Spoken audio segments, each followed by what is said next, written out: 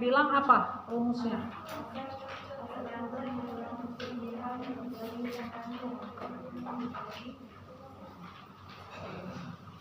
Itu yang kemarin ya, quick ratio. Quick ratio adalah aset lancar dikurang persediaan gitu ya, dibagi atau berbanding dengan neraca. Oke. Di bukunya seperti apa? Saya bilang sama kalian kemarin gitu ya, aset lancar boleh kamu total seluruh aset lancar kamu kurang dengan persediaan, baru kamu bagi dengan hutang lancar.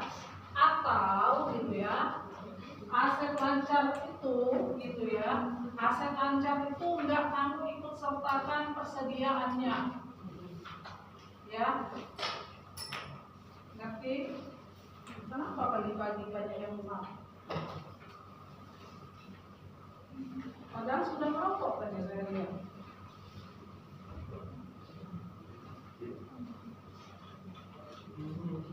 Mau cuci muka enggak yang muat-muat itu? Hah? Mau cuci muka enggak?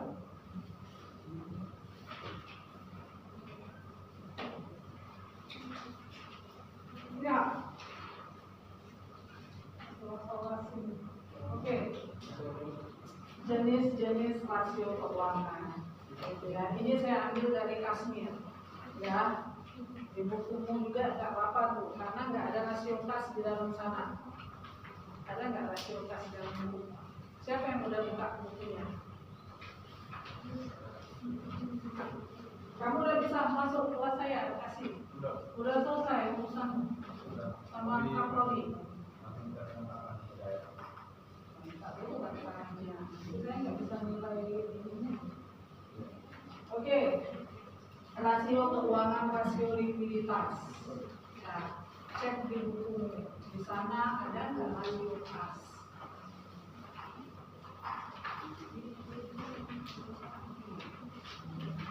Saya kemarin ngajar anak semester 1 pengantar akuntansi, mereka itu nggak berani buka plastiknya. Kalau buka plastik mereka bilang berarti membeli buku. Kami belum ada uangnya untuk membeli. Udah saya bilang nggak usah buka plastiknya, kan bisa cari dengan cara yang lain. Kalian bisa datang ke perpustakaan minum itu, ya.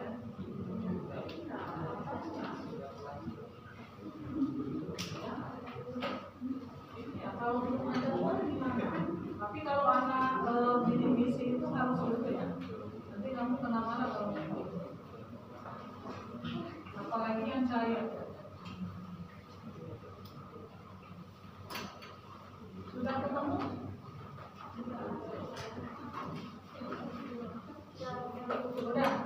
Udah ketemu? Sudah. Ada nggak rasio kas sekarang saya tanya? Nggak ada.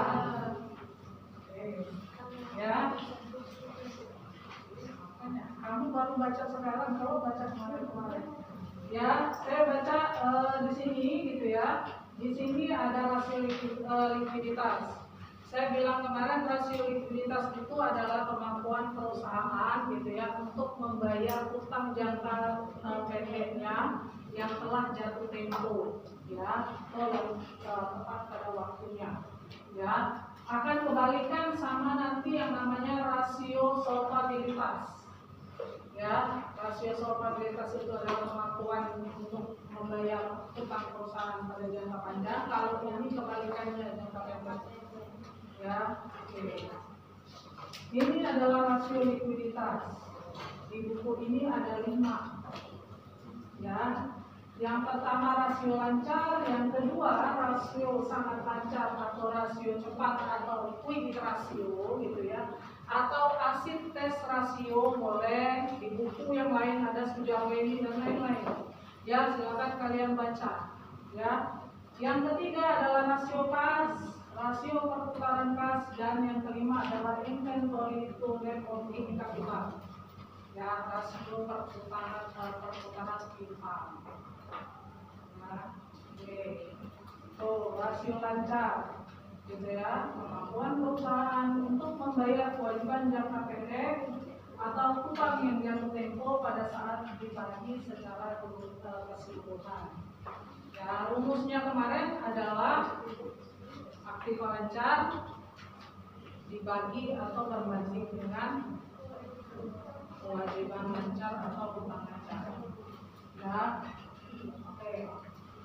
Rasio cepat, ya, atau acid test ratio, ya, atau quick ratio, gitu ya. Jadi jangan bingung ketika rumusnya sama, ya itulah rasio cepat, ya, quick ratio atau acid test ratio. Oke, kemudian ada rasio kas. Kalau yang namanya rasio kas ya itu tadi. Kita balik dulu ke sini. Rasio cepat atau quick ratio, ini rumusnya. Aset lancar dikurang dengan persediaan dibagi dengan utang lancar atau berbanding dengan utang lancar. Artinya total seluruh aset lancar itu kalian kurangi dengan persediaan, baru kalian bagi dengan utang lancar, ya. Atau ya di aset lancar itu, aset lancarnya kalian nggak usah masukkan persediaan.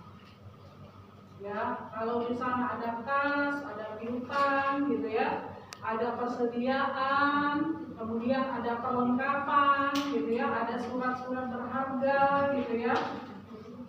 Yang nggak kalian masukkan itu persediaan ditinggalkan.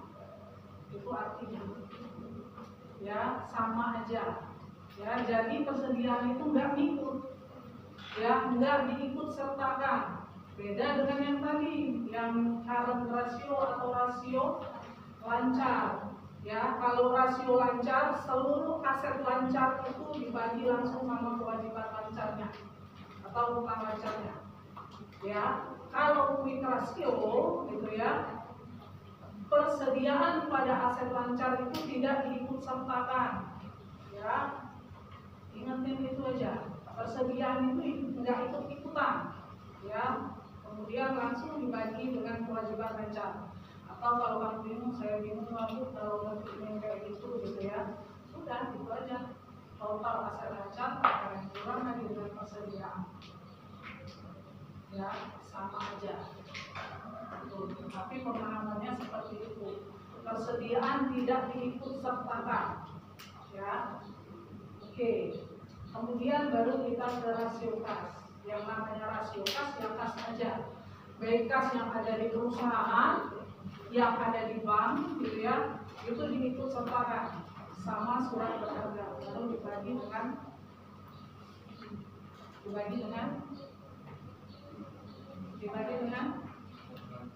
utang saja.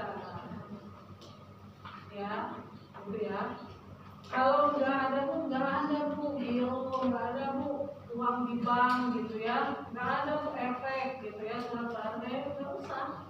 Kalian masukkan berarti kas aja, kas dibagi dengan utang lancar. Udah itu aja. Namanya aja kas, ya kan? Rasio kas. Ya, oke. Rasio perputaran kas. Tuh, nanti kalian akan bertemu rasio perputaran kas. Di sana itu nanti penjualan berbanding dengan modal. Ya.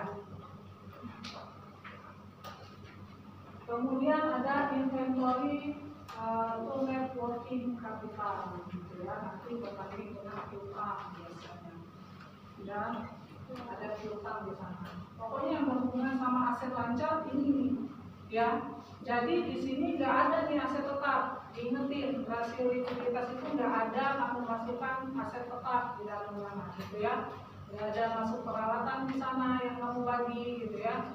Nggak ada masuk gedung, tanah dan lain-lain di aset tetap. Karena ini rasio likuiditas, ya.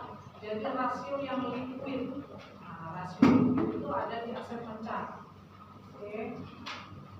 Oke, nah kemudian ada saya bilang tadi rasio solvabilitas atau leverage sama aja, gitu ya. Jangan bingung, ya. Tapi kalau kamu buka tentang rasio, lihat di halaman berapa tadi? 50 itu angka 7 ya. Nah, di 47. rasio solvabilitas.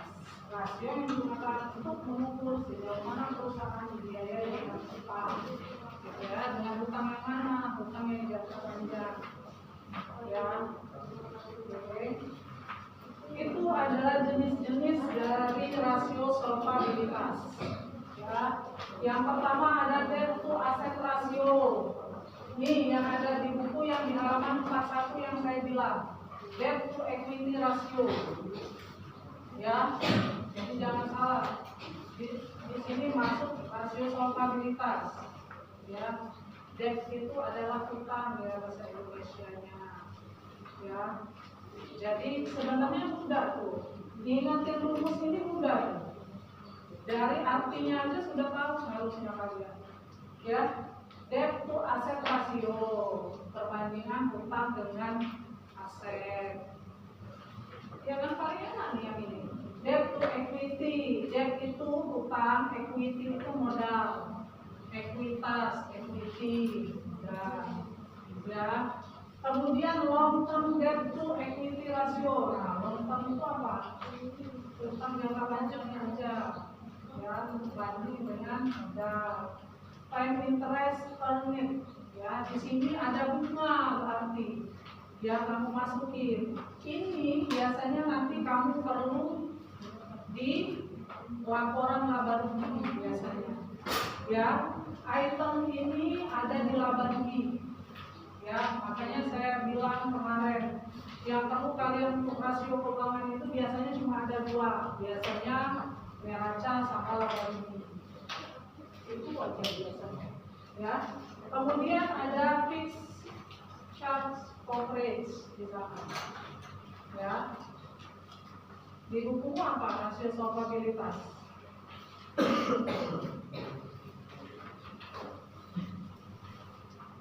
Apakah sama dengan ini? Di bukumu saya tidak bawa lagi bukunya.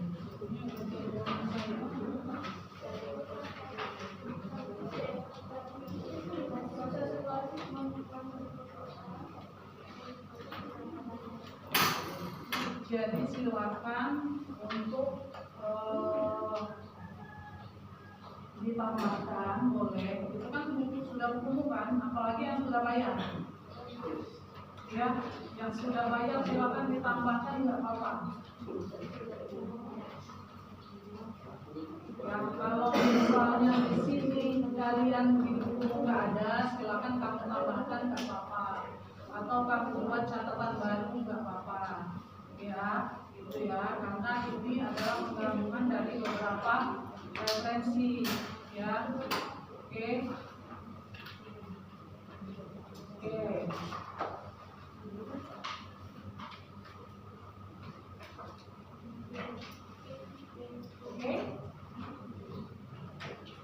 Oke, ada yang mau ditanya dari sana?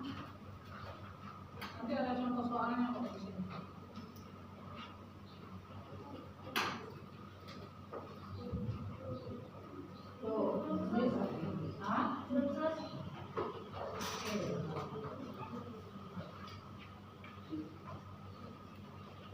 Habis ini kasih apa?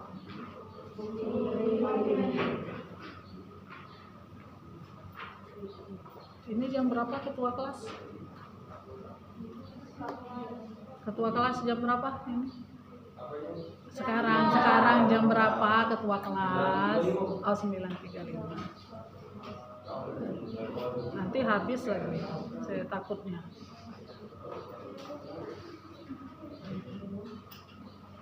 Wes? Selesai? Hah? Kamu tuh tulis tuh jangan rapi-rapi, tulis cacing aja, nanti kamu salin di rumah. Kalau kamu nulisnya langsung rapi, nggak sempet nulisnya. Oke, di sana ada pengertiannya, debt to asset ratio gitu ya, ada debt to equity ratio gitu ya, ada long term debt to equity gitu ya, kemudian ada time interest earned sama fixed charge coverage. Oke, itu adalah pengertiannya ya, bisa kamu baca sendiri ya, silakan baca di buku itu ya. Oke, ini ada aktivitas. Rasio aktivitas. Ya, rasio aktivitas itu ada beberapa, ada 7 gitu ya. Rasio aktivitas atau activity ratio merupakan rasio yang digunakan untuk mengukur efektivitas perusahaan dalam menggunakan aktiva yang dimilikinya. Ya, jadi berhubungan dengan aktiva yang dimilikinya. Atau dapat pula dikatakan rasio ini digunakan untuk mengukur tingkat efisiensi pemanfaatan sumber daya perusahaan. Ya, rasio aktivitas juga digunakan untuk menilai kemampuan perusahaan dalam melaksanakan aktivitas sehari-harinya. Ini ada beberapa jenisnya, ada perputaran piutang, ada hari rata-rata penagihan piutang, gitu ya. Ada perputaran sediaan, gitu ya. Ada hari rata-rata penagihan sediaan, gitu ya. Nih, ada 7, ya, ada 7 rasionya. Ya, pada rasio aktivitas. Oke, kemudian itu adalah pengertiannya. Saya mau cepet-cepet langsung ke hitungannya aja nanti. Yang keempat adalah rasio profitabilitas. Adalah rasio untuk mengukur kemampuan perusahaan dalam menghasilkan laba. Ya, yang namanya profit itu laba atau keuntungan. Ya, ini adalah jenis-jenisnya. Ada profit margin, ya, profit margin on sales, gitu ya. Yang kedua adalah return on investment atau ROI. Ini biasanya banyak nih dipakai pada saat kamu melihat nanti di portofolio salah satu saham ini masuk nih.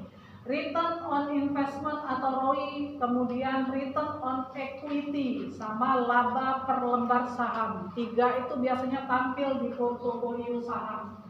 Nanti ketika kamu sudah punya RDN, ini ada nih.